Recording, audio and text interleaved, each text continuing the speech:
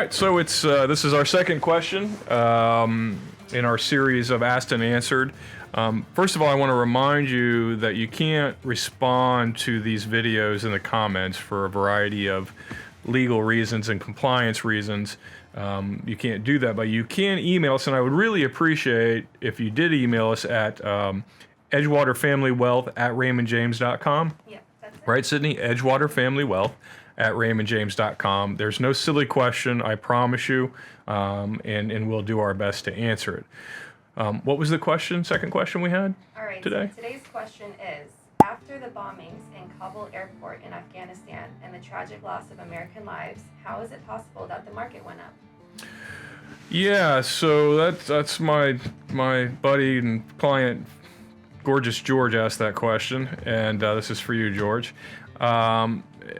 You know, there is no good answer to that question. Why is it that when such a tragic and awful, earth-shattering occurrence happens, when we lose troops or civilians for that matter, why do markets respond positively? And the answer is they're not responding to that. Markets are disassociated from human emotion in that regard. In other ways, the markets are not disassociated from human emotion, but when it comes to tragedy, human tragedy, unfortunately, they are. Doesn't make sense, probably shouldn't be, doesn't seem right, but it is. And so at the end of the day, markets, that in that particular day, when we did lose those troops over in Afghanistan, actually the Fed had shown a lean towards not tapering. They had made some dovish statements about leaving rates where they were, and that's really what the market was responding to. The market's disinterested, unfortunately, in the loss of life, and more interested in what interest rates are going to do, how interest rates will affect corporations, how it will affect borrowing for corporations, the ease of money, the ability to build houses and things like that. So economically speaking, that's not impactful.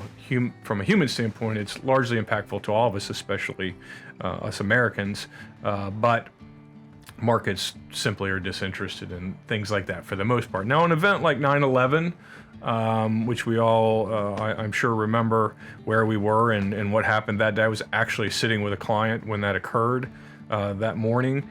And of course, markets capitulated then. It was just that hit in the Wall Street area. It was clear the country was going to be shut down for a while, but it still was not a reaction to loss of life. It was a reaction to the economic fallout. Something that occurs in a foreign country, typically, especially a third world foreign country, typically doesn't have a major economic impact on us here. Thanks for the question.